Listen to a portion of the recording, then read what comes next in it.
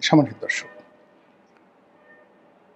বাংলাদেশের ক্ষমতার পট পরিবর্তনে মার্কিন যুক্তরাষ্ট্রের যে ডিপ স্টেট পলিসি, এটি এখন রীতিমতো ওপেন সিক্রেট। কারা কারা ডিপ স্টেটের এজেন্ট,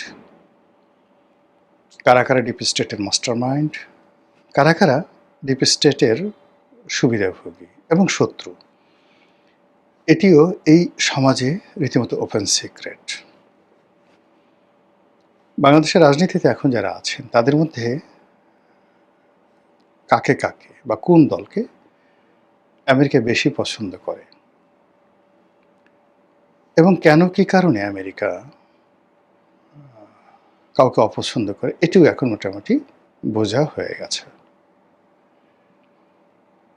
আমেরিকাকে তৈল মর্দন করা, তাদেরকে রাজি খুশি করে মানে কোনো একটি প্রাপ্তি হাসিল করা, এটি কতটা কঠিন, কতটা নির্মম এবং তাদেরকে একটু সোজা রাখা, এটা এই মুহূর্তে ধরেন ইউরোপীয় ইউনিয়ন তাদের বিশ্বস্ত বন্ধু অ্যাজ এ হোল, তারপরে ব্রিটেন, ফ্রান্স, এ সকল রাষ্ট্রের দিকে তাকালেই বোঝা যায় যে অশান্ত আমেরিকা, অশান্ত ট্রাম্প, অস্থির মার্কিন রাজনীতি, মানে এদের সঙ্গে আসলে তাল মেলানো সম্ভব নয়। এই ভিডিওটা যখন আমি করছি, ঠিক সেই সময়টাতে যেটা প্রধান খবর সেটা হলো প্রবলভাবে আবার আমেরিকা আক্রমণ করেছে ইরানে। ইরান আবার আমেরিকার বিভিন্ন ৮০টি স্থাপনা আক্রমণ করেছে। মধ্যপ্রাচ্যে তাদের যে স্থাপনাগুলো রয়েছে সেখানে আক্রমণ করেছে। যুদ্ধ পরিপূর্ণ ধাপে আবার শুরু হচ্ছে। এই ভিডিও যখন করছি তখন ডোনাল্ড ট্রাম্পের ঘোষণা আজ রাতে, আমি ভিডিওটা করছি ৮ তারিখ সন্ধ্যাবেলায়, তো আজ রাতে ভয়াবহ আক্রমণ চালানো হবে ইরানের উপর। ইরানও তাদের সর্বশক্তি দিয়ে যুদ্ধ করার জন্য মানসিকভাবে প্রস্তুতি নিয়ে আছে। আর ইতিমধ্যে তাদের মধ্যে যে সমঝোতা স্মারক স্বাক্ষরিত হয়েছিল সুইজারল্যান্ডে পাকিস্তানের মধ্যস্থতায়, সেটি আমেরিকা বলছে ওটা মানি না, সমঝোতা স্মারক বাদ। একটা সিদ্ধান্ত নিতে, কথা পাল্টাতে বা যে কোনো জিনিস করতে আমেরিকার আসলে একটা মিনিট সময় লাগে না। তো সেই আমেরিকার খপ্পরের মধ্যে আমরা আছি। সেই আমেরিকার যখন বাংলাদেশে এরকম অবস্থা, তখন একটার পর একটা ঘটনা ঘটে যাচ্ছে, যেগুলো কারণে হোক অকারণে হোক আমেরিকা আমাদের সম্পর্কে আরও নেতিবাচক ধারণা পোষণ করছে। যেমন ধরেন, জাতীয় সংসদে আমেরিকার যে জাতীয় দিবস, তাদের ন্যাশনাল ডে, স্বাধীনতা দিবস, সেটা পালিত হলো ৪ঠা জুলাই। আমেরিকা আশা করেছিল যে এটা পুরো জাতি মেনে নেবে, সবাই এটাতে ধন্যবাদ জানাবে, কিন্তু পুরো জাতি ক্ষেপে উঠেছে। সরকারের জন্য খুবই বিব্রতকর একটা পরিস্থিতি তৈরি হয়েছে। এবং এখন মার্কিন যুক্তরাষ্ট্রের যে রাষ্ট্রদূত রয়েছে ব্রেন্ট ক্রিস্টেনসেন, তিনি এতটা অজনপ্রিয় হয়ে পড়েছেন যে তার সঙ্গে কারো ছবি দেখলে, কারোর সঙ্গে খাতির হলে, বা তিনি কারো বাসায় গেলে, বা মানে কোনো মন্ত্রী এমপি তার সঙ্গে গেলে আলটিমেটলি সেই লোকটি ট্রলের শিকার হচ্ছে। একটা সময় আমেরিকার সঙ্গে একটু সম্পর্ক থাকলে, খাতির থাকলে, প্রশাসন থেকে শুরু করে সব জায়গাতেই মানুষজন একটু পাত্তা দিত। এখন ধরে ধরে ধরে ধরে আমেরিকার সঙ্গে যাদের সম্পর্ক রয়েছে তাদেরকে জাতীয় বেঈমান, জাতীয় দালাল, মির্জাফর, মোনাফেক, বেঈমান, বাস্টার্ড, এ সকল গালাগালি মানুষ করছে। এবং আর কদিন পর আপনি দেখতে পারবেন যে আমেরিকার যে সমস্ত চিহ্নিত লোকজন আছে তারা কোনো অবস্থাতেই বডিগার্ড ছাড়া এই শহরে একাকে হাঁটতে পারবেন না। জনগণ তাদেরকে লাঞ্ছিত, অপমানিত করবে। এবং এই জিনিসগুলো যখনই হচ্ছে তখন আমেরিকা আরও বেপরোয়া হয়ে যাবে এবং তারা সব দোষ ক্ষমতাধর যারা লোকজন আছে তাদের উপর চাপাবে যে তোমাদের কারণে আজ আমাদের এই অবস্থা, তোমরা ঠিকমতো আসলে আমাদেরকে হ্যান্ডেল করতে পারোনি। তো দেখুন যে এই যে একটা অবস্থা, সেই অবস্থার মধ্যে সরকার বিভিন্ন সময় যে সিদ্ধান্তগুলো নিয়েছে, সেই সিদ্ধান্তগুলো গত ৪ মাসে মূলত তাদের পক্ষে যায়নি, আমেরিকারও পক্ষে যায়নি, কিন্তু আমেরিকা যার পরনাই তাদের প্রতি বিরক্ত হয়ে পড়েছে। এই যখন অবস্থা, আমরা বাইরে থেকে বুঝতে পারছি, সরকারের ভিতরে যারা লোকজন আছেন তারা হয়তো আন্দাজি করতে পারছেন না। তখন হঠাৎ করে দেখা গেল যে আমাদের রাজনীতির যে ভাগ্য আকাশ, এখানে ডক্টর মোহাম্মদ ইউনূসের আবার অভ্যুদয় হলো। তিনি বেশ কিছুদিন নীরবে ছিলেন, নিভৃতে ছিলেন, ২ বার দেশের বাইরে গেছেন, অনেকটা ম্রিয়মাণ হয়ে গেছেন। আমরা ধরে নিয়ে এসেছিলাম তিনি আর হয়তো বাংলাদেশে আসবেন না। তার বিরুদ্ধে বেশ কয়েকবার মামলা করার জন্য বিভিন্ন পক্ষ থানায় ঘোরাফেরা করেছে, এখনও করছে। কোর্টে মামলা দায়ের করা হয়েছে, খারিজ করা হয়েছে, কিন্তু তারপরেও আরও মামলা করার জন্য মানুষজন ঘুরছে। তার প্রধান প্রতিষ্ঠান গ্রামীণ ফোন, সেই গ্রামীণ ফোনের সাবেক কর্মকর্তা কর্মচারী যারা আছেন, প্রেজেন্ট যারা আছেন, তারা প্রায় ৩০,০০০ কোটি টাকার দাবিতে সেখানে আন্দোলন করছেন। তো এই যে সমস্যাগুলো, সেই সমস্যাগুলো আসলে এই পর্যায়ে শেখ হাসিনার জামানাতে ডক্টর মোহাম্মদ ইউনূসের ছিল না, কিন্তু এখন সেই সমস্যাগুলো তার বেশি হয়ে গেছে। এখন তার বিরুদ্ধে যে সকল অভিযোগ, মানে শেখ হাসিনা যে অভিযোগ করেছিলেন এটা ম্যানেজেবল ছিল। সেটা হলো তার গ্রামীণ কমিউনিকেশনে কিছু কর্মকর্তা কর্মচারী মামলা করেছিল যে তাদেরকে 5% সার্ভিস বেনিফিট দেওয়া হয়নি। এটা তিনি ২৪০ কোটি টাকা বা এরকম কিছু একটা টাকা দিয়ে নেগোসিয়েশন করার চেষ্টা করেছিলেন। হয়তো এটা আরও একটু বেশি দিলে আরও হয়ে যেত সামহাও। বা শেখ হাসিনা তার বিরুদ্ধে যে মামলাগুলো দিয়েছিলেন এতে তার কিছুই হতো না।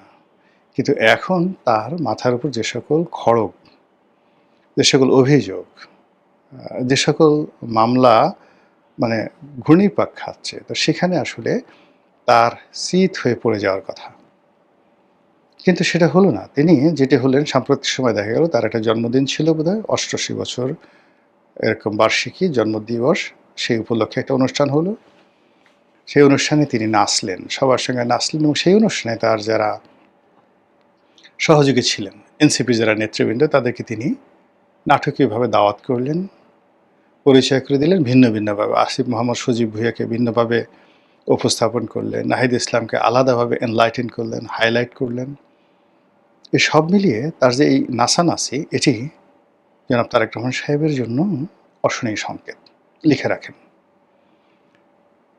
প্রথমত আমরা সবাই জানি যে ডক্টর মোহাম্মদ ইউনূসের সঙ্গে লন্ডনে একটা ভালো বৈঠক হয়েছিল। তারপর আমরা অনুমান করেছিলাম যে সেই বৈঠকে একটা সমঝোতা হয়েছিল। সেই সমঝোতা কি কি হতে পারে? সেই সমঝোতা হতে পারে এনসিপিকে রাজনীতিতে পুনর্বাসন করা, ডক্টর মোহাম্মদ ইউনূসকে প্রেসিডেন্ট বানানো, জুলাই সনদ বাস্তবায়ন করা, ইত্যাদি ইত্যাদি আরও অনেক কিছু।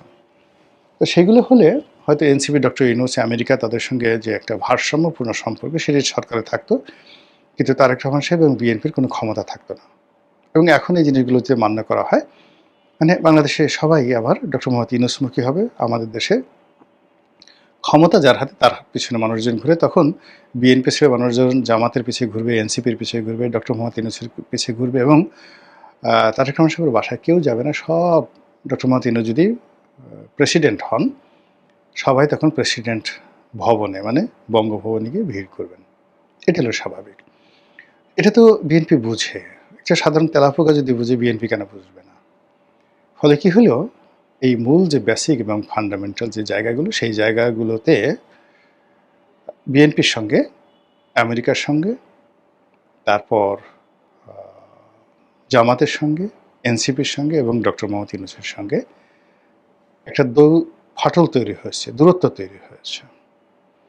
যেহেতু বিএনপি ক্ষমতায় আছে এবং তার একটা বিরাট সংগঠন রয়েছে, সেই সংগঠনের কারণে এই বিষয়গুলো টের পাওয়া যাচ্ছে না, কিন্তু চক্রান্ত চলছে সর্বোচ্চ লেভেলের। আর তারই ধারাবাহিকতায় যেটা বললাম, যে অনেকগুলো সমস্যা থাকা সত্ত্বেও doctor Mohammad Yunus could jump, could dance at the age of 88 years. 88 বছর বয়সে তিনি লম্ফ দিতে পারেন, জম্প দিতে পারেন, এবং তিনি হাসতে পারেন এবং নাচতে পারেন। এই যে তিনি নাচলেন, তার আগে তার যে সোশ্যাল বিজনেস, এই সোশ্যাল বিজনেসের একটা সম্মেলন করেছেন, এবং সেখান থেকে উনি এই ধরনের সম্মেলন যখনই করেন, মিডিয়া আছে, প্রথম আলো আছে, বিদেশের সাদা চামড়ার কিছু লোকজন আছে, তাদেরকে নিয়ে, তাদের লোকাল কিছু লোকজন আছে, এইভাবে 100, 150, 200 লোক মানে নিয়ে সে প্রতি বছর একটা সোশ্যাল বিজনেস সামিট করে। এবছর সেটা করেছে। করার পরেই আবার তার জন্মদিবস পালিত হলো, মানে সব প্ল্যান করে। আবার সেই জন্মদিবসে এনসিপিকে ডাকা হলো এবং এই যখন ঘটনা ঘটছে তখন যেটা হলো আমেরিকা বেঁকে বসছে। আপনি দেখেন যে আমাদের রাজনৈতিক যারা নেতৃবৃন্দ রয়েছে, জামাতের লোক গেল, তারপর অন্যান্য যে সকল ইসলামপন্থী লোকজন আছেন, এনসিপির লোকজন আছেন, স্পিকার আছে, তারা সবাই মিলে ইরান গেলেন। অথচ ইরান যখন চেয়েছিল যে তাদের নেতা আয়াতুল্লাহ আলী খামেনি মারা গেলেন, শোক বইতে একটা স্বাক্ষর করবে, এই স্বাক্ষর করার লোক বাংলাদেশে তারা খুঁজে পাচ্ছিল না এবং এই অভিমানে ইরান বাংলাদেশের একটা জাহাজকে আটকে রেখেছিল পুরোটা সময়।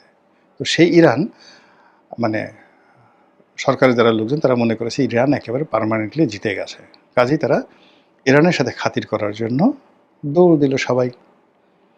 ফিরে আসতে না আসতেই ইরান আক্রমণ করে বসছে আমেরিকা। ভাগ্য ভালো যে বাংলাদেশে যারা লোকজন আছে তারা চলে আসছে, যদি তারা ওখানে আরও কয়েকদিন থাকতেন সে ইরানি বাগান, ইরানি খুশবু, গোলাপের স্বাদ নিতেন।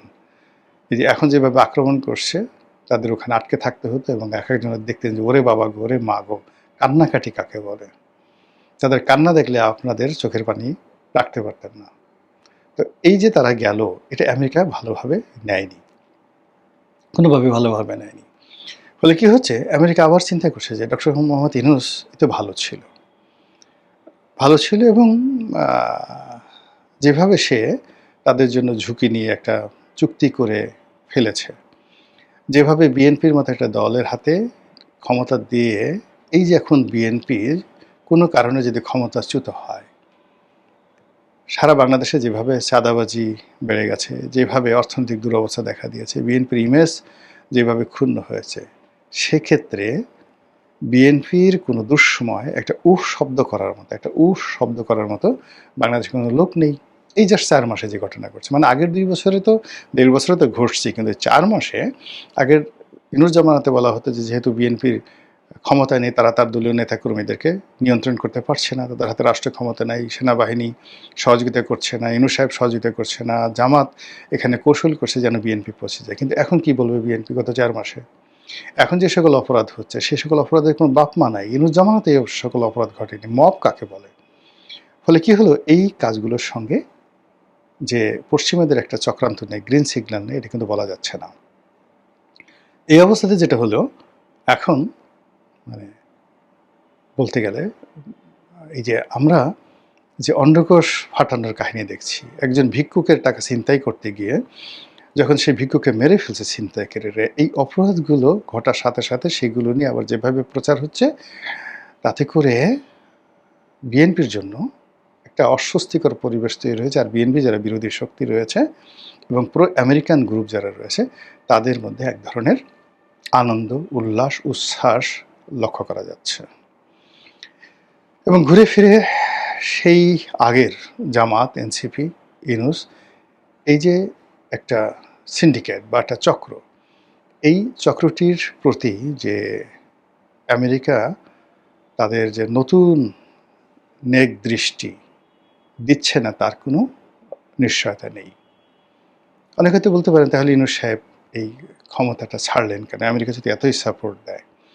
এর কারণ হলো যে ওই সময়টিতে অনেকগুলো বিষয় ইউনূস সাহেবের জন্য অস্বস্তিকর হয়ে পড়েছিল, আমেরিকার জন্য অস্বস্তিকর হয়ে পড়েছিল। কিন্তু এখন তো আওয়ামী লীগ নেই, আওয়ামী লীগ আসার কোনো সম্ভাবনা নেই। তো সেক্ষেত্রে বিএনপির যে একটা ইমেজ ছিল, তাকে নিয়ে মানুষের যে স্বপ্ন ছিল তারেক রহমান সাহেবকে নিয়ে, বিএনপি নামক দলটিকে নিয়ে, এটি গত 4 মাসে যে অবস্থায় আছে, এটিকে আরও 2-3 মাস যদি তারা চলতে দেয়, জুন, জুলাই, আগস্ট, সেপ্টেম্বর পর্যন্ত চলতে দেয়, আর সেপ্টেম্বর মাসের পরিবেশ পরিস্থিতি অনুযায়ী যদি আমেরিকা একটা চোখ টিপ মারে, জাস্ট একটা চোখ টিপ, আর কিচ্ছু করার দরকার নেই, সেই একটা চোখ টিপে আখি আছে গুলিয়ে মারো, সেই আখি দিয়ে গুলি মারার মতো অবস্থা তৈরি হয়ে যাবে বাংলাদেশের রাজনীতিতে, অর্থনীতিতে, সমাজ ব্যবস্থায় এবং আরও অনেক কিছুতে। সেই বিষয়গুলো সরকার কি টের পাচ্ছেন? সেই বিষয়গুলো সামাল দেওয়ার জন্য সরকারের কোনো পরিকল্পনা আছেন? নাকি ডক্টর মোহাম্মদ ইউনূস যে জন্মদিনে নাচলেন, এই গত কয়েক বছরের মধ্যে আমরা তো ডক্টর মোহাম্মদ ইউনূসের এরকম নাচ দেখিনি। তিনি যে নাচলেন এই বয়সে তো তিনি এমনি এমনি নাচেননি। নাচতে তার ইচ্ছে হয়েছে, নাচতে তার ভালো লেগেছে, নাচার মতো কারণ তৈরি হয়েছে, তার মনের মধ্যে এক ধরনের খুশবু ছড়িয়ে পড়েছে। হাওয়া হাওয়া ও হাওয়া খুশবু লুটা দে, এরকম একটা পরিবেশ তৈরি হয়েছে। নাচেতে ৮৮ বছর বয়সে কেউ নাচে না। এই নাচের সঙ্গে রাজনীতির কতটা সম্পর্ক, এটি আগস্টের শেষের দিকে এবং সেপ্টেম্বর মাসের প্রথম দিকেই আপনি আমি সবাই দেখতে পাবো। মহান আল্লাহ আমাদের সবাইকে